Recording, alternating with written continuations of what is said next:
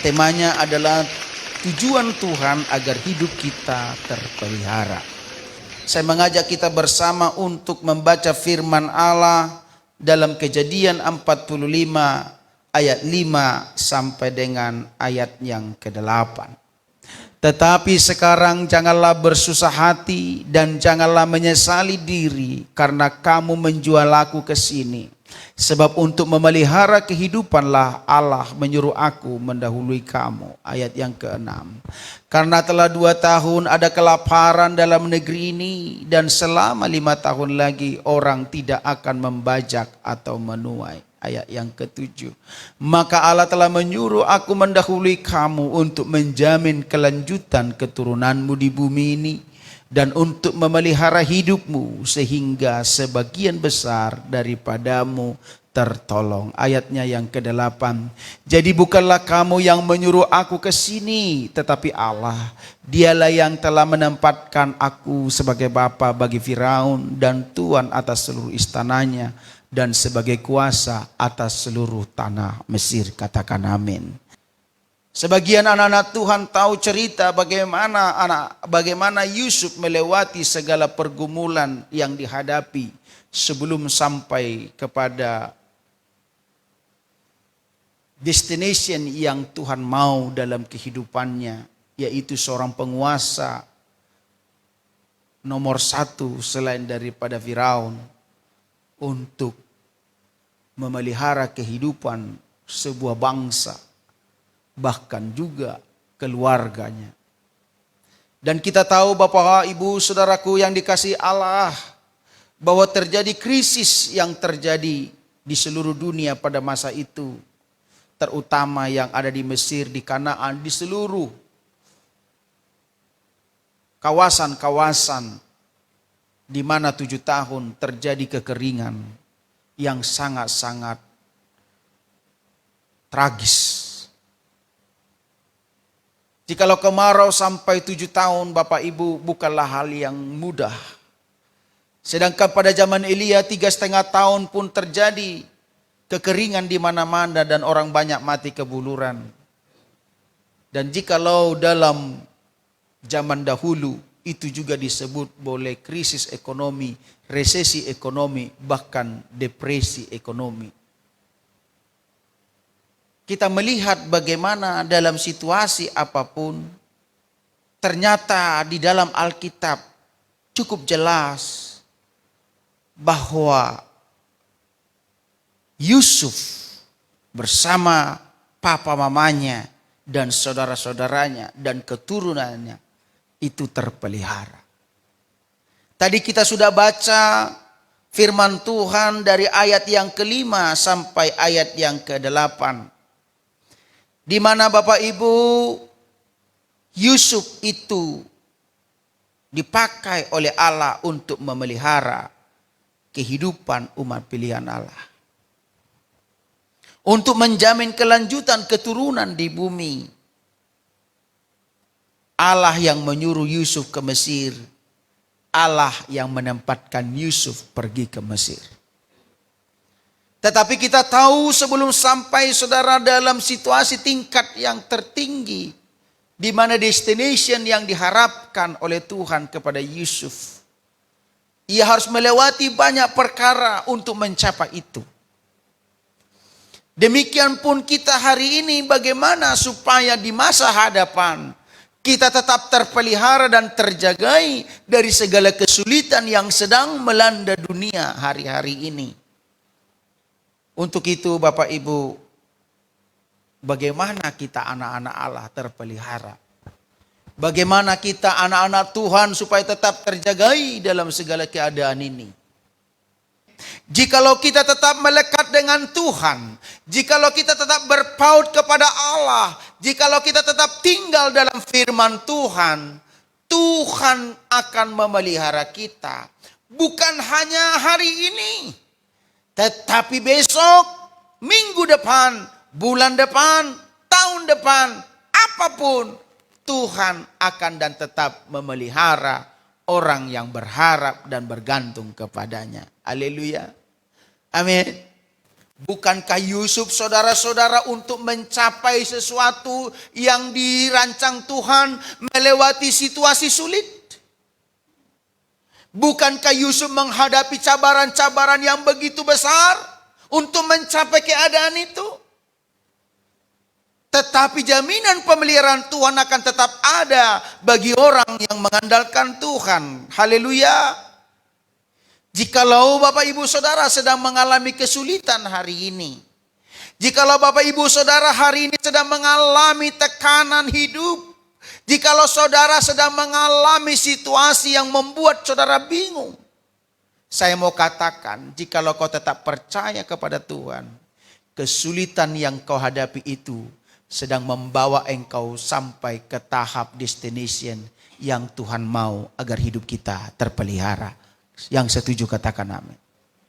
Bagaimana cara Yusuf agar rencana Tuhan tergenapi dalam dirinya? Yusuf selalu berpegang pada firman Tuhan atau visi yang ia terima daripada Tuhan.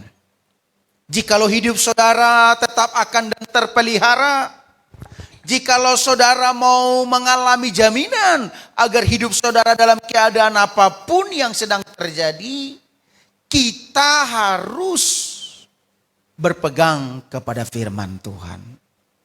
Firman Tuhan adalah petunjuk bagi kehidupan. Firman Tuhan adalah petunjuk bagi hidup kita untuk dan bagaimana cara mengatasi masalah yang kita hadapi. Jangan sampai saudara, kalau firman Tuhan kata lalu saudara buat Y, tidak selaras dengan apa yang dikatakan oleh firman Allah. Jadi prinsip hal yang perlu kita pelajari dari Yusuf adalah berpegang kepada firman Tuhan. Bukankah itu saudara jaminan bagi orang yang percaya jikalau dalam kesulitan apapun kita tetap mencari Tuhan? Amin. Memang tidak mudah untuk itu. Tetapi jikalau engkau dapat melewatinya, kemenangan demi kemenangan akan engkau raih. Dan engkau akan melihat bagaimana Tuhan membawa engkau seperti mana yang kau rindukan bagi hidupmu. Yang kedua, apa yang perlu kita pelajari dari Yusuf? Yusuf selalu berusaha untuk selalu membuat yang terbaik. Ketika berada di rumah Potifar, ia melakukan yang terbaik. Ketika ia berada di penjara, ia juga menjadi lakukan yang terbaik sehingga ia disayangi oleh kepala penjara dan mempercayakan segala sesuatu yang ada di dalam penjara. Poin yang kedua adalah selalu berusaha untuk selalu membuat yang terbaik. Mengapa kita banyak sulit menerima yang baik? Adalah akibat tidak terbiasa kita buat yang baik. Berapa banyak juga banyak anak-anak Tuhan sebenarnya bukan tidak siap menerima berkat, tapi kadang-kadang ketika dipercaya tipu sana, tipu sini, bohong sana, bohong sini, yang akhirnya orang yang seperti ini sulit menerima kebaikan dari Tuhan. Jadi pentingnya kita memiliki sikap yang sebenarnya. Berkat itu boleh terpelihara hidup kita jikalau kita terbiasa buat yang baik sejak hidup kita ini. Haleluya. Karena ketika kita berdiri dan tetap berada dalam firman Allah, jaminan pemeliharaan Tuhan dalam hidup kita itu akan tetap ada. Amin. Itu penting. Yang ketiga, apa yang perlu kita pelajari dari Yusuf? Kejadian 50 ayat 20 kita baca bersama-sama. Memang kamu telah mereka-rekakan yang jahat terhadap aku, tetapi Allah telah mereka-rekakannya untuk kebaikan dengan maksud melakukan seperti yang terjadi sekarang ini. Sama-sama, yakni memelihara hidup suatu bangsa yang besar. Salah satu hal yang membuat Yusuf ini sehingga rancangan dan rencana Tuhan dalam hidupnya terjadi adalah Yusuf tidak memiliki sikap hati yang dendam. Yusuf tidak pernah memiliki sikap hati dendam kepada saudara-saudaranya atau orang yang menyakitinya, bahkan juga sampai menjualnya menjadi seorang budak. Yusuf tidak pernah dendam dengan saudara-saudaranya. Kenapa dia tidak ada dendam? Karena dia berpegang firman Tuhan. Berapa banyak ibu-ibu, bapak-bapak, saudara-saudara yang menyaksikan acara ini? Pernahkah saudara masa lalumu engkau disakiti? Pernahkah bapak ibu saudara disakiti oleh orang-orang lain yang memfitnah Anda, yang merusak nama Anda? Adakah saudara masih dendam dan sakit hati sampai hari ini? Jikalau ada bu, jikalau ada pak, jikalau ada anak-anak muda, saya mau katakan, ampunilah mereka, berkatilah mereka, karena itu tidak akan membawa keuntungan dalam kehidupanmu. Amin. Karena ketika dendam itu ada padamu, itu sedang memborgol hidupmu, mengikat hidupmu, dan itu menghancurkan engkau. Dan akhirnya waktu dan pikiranmu hanya kepada orang itu saja. Yusuf memilih untuk melakukan hal yang benar. Yusuf memilih untuk melakukan tetap berdiri dalam firman Allah.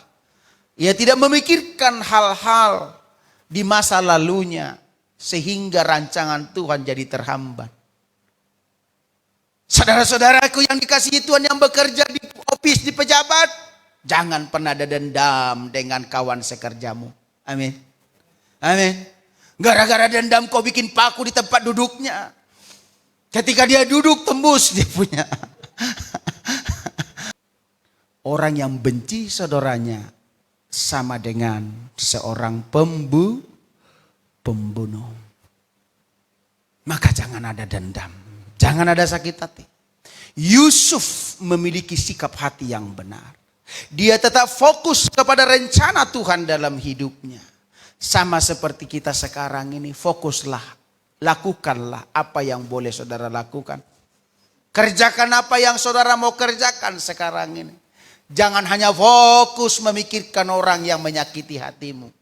Jangan kau habiskan tenaga dan waktumu, bahkan itu boleh membuat engkau sakit dan penyakitan akibat daripada dendam kepada orang yang menyakiti hatimu. Yusuf memiliki sikap hati yang bersih. Yusuf memiliki sikap hati yang benar. Sehingga dia Bapak Ibu mencapai destination itu. Dan karena itulah orang-orang terpelihara karena sikapnya ini. Yang keempat, bagaimana Yusuf agar rencana Tuhan tergenapi dalam dirinya. Yusuf memandang bahwa hal yang buruk pun terjadi dalam hidupnya. Ia memandang bahwa itu juga bagian dari rencana Tuhan dalam kehidupannya.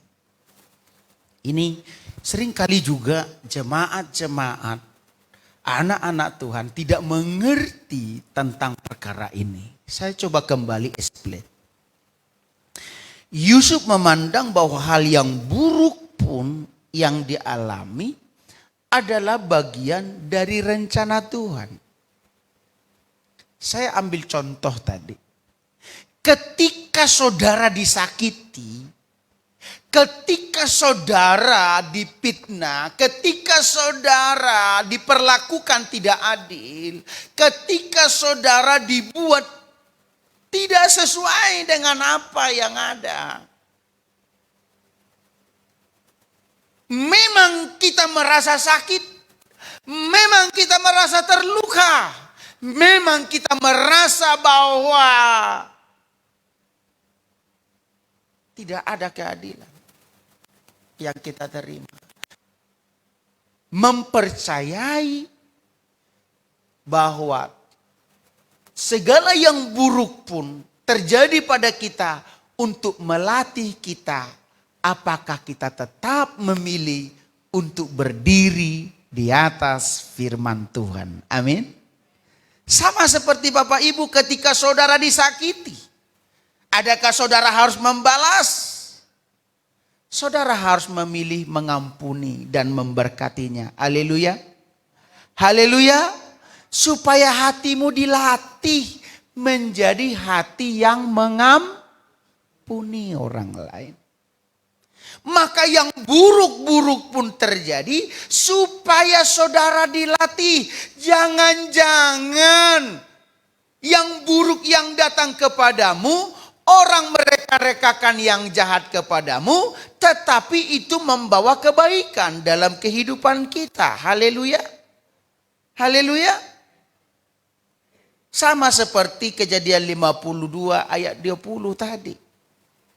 Memang kamu telah mereka-rekakan yang jahat terhadap aku, tetapi Allah telah mereka-rekakannya untuk kebaikan. Haleluya. Haleluya. Makanya kalau saudara menghadapi masalah, jangan langsung stres. Amin. Amin. Saudara ambil hikmat tadi. Mungkin kita dilatih untuk kesabaran. Mungkin kita dilatih karena selama ini kita orangnya pendendam. Saudara perlu bertobat. Maka sesuatu yang jahat, yang reka-reka yang jahat pada kita, itu boleh saja menjadi rancangan rencana Tuhan untuk memperbaiki karakter kita. Haleluya. Mengapa Tuhan berkata, bersyukurlah dalam segala hal. Amin. Dan percayalah, kalau hatimu sudah siap, berkatnya pun mengalir. Doa kita pun dijawab.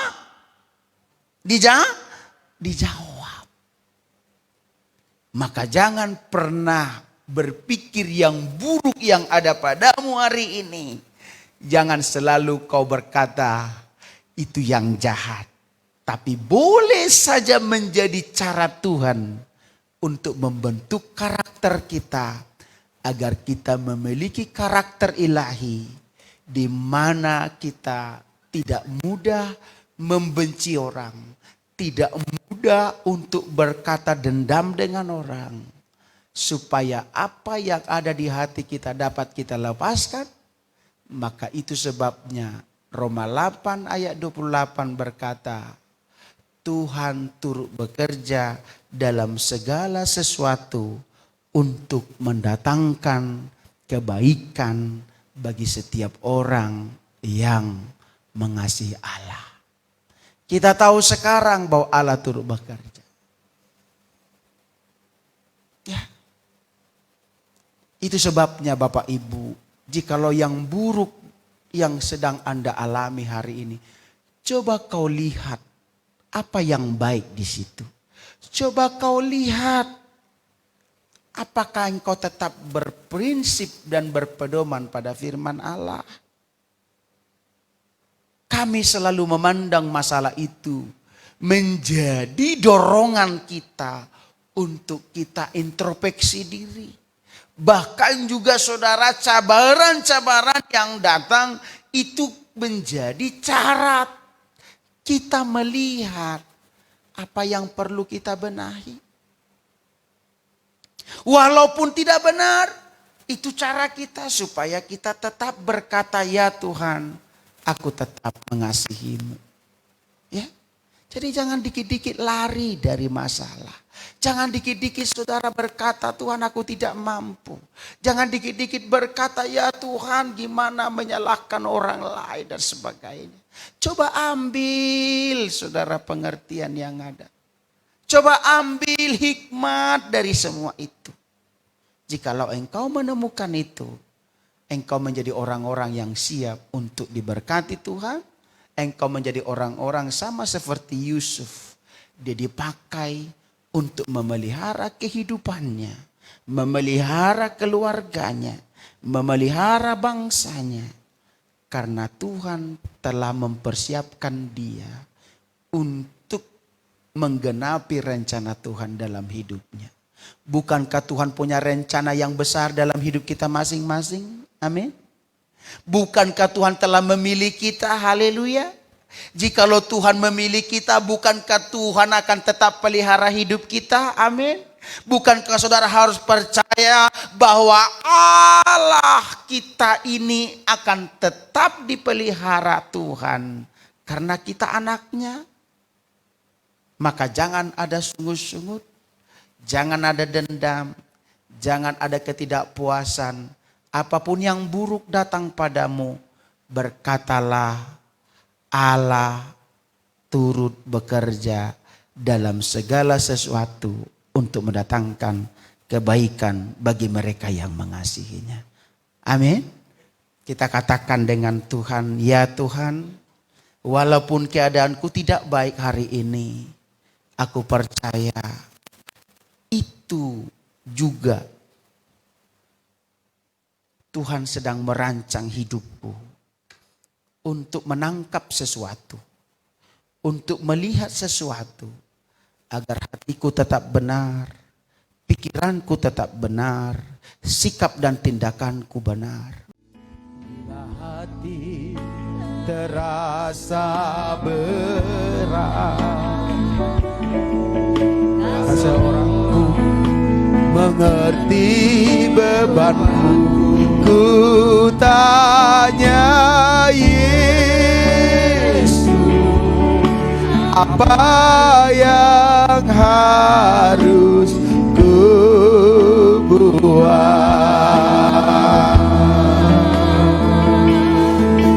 Dia berfirman, mari datanglah.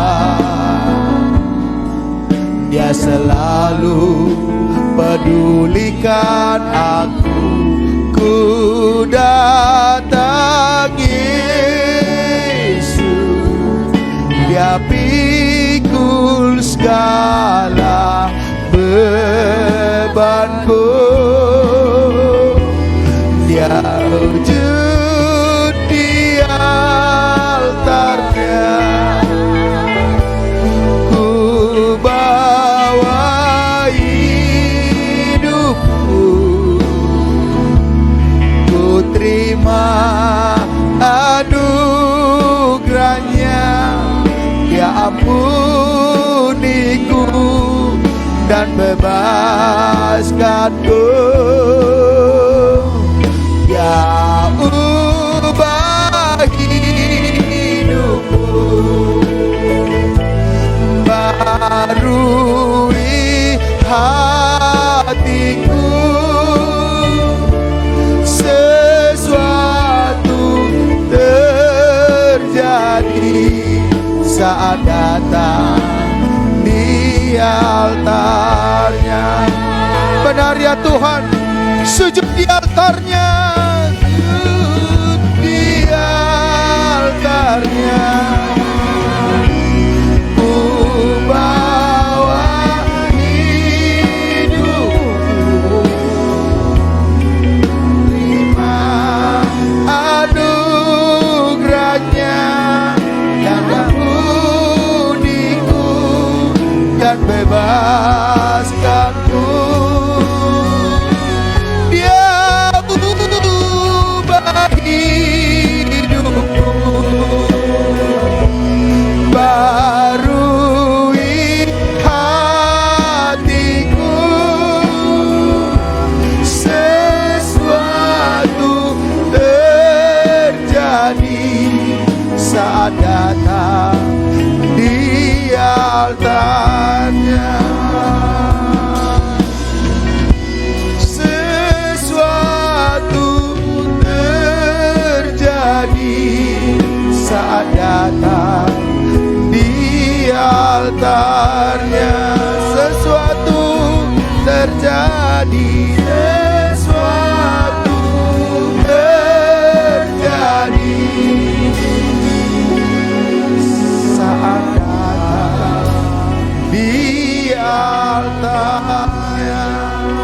kemuliaan buat Tuhan.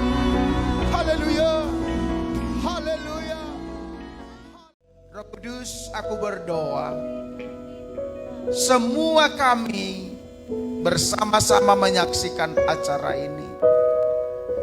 Apapun keadaan, situasi, keadaan yang berlaku hari-hari ini,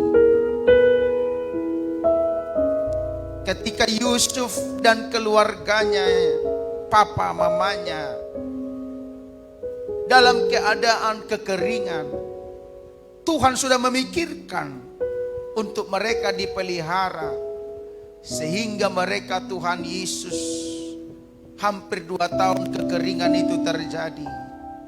Waktunya Yusuf memelihara mereka, karena waktu Tuhan tidak pernah terlambat. Pertolongan Tuhan akan tetap nyata bagi orang yang berharap dan percaya pada Tuhan.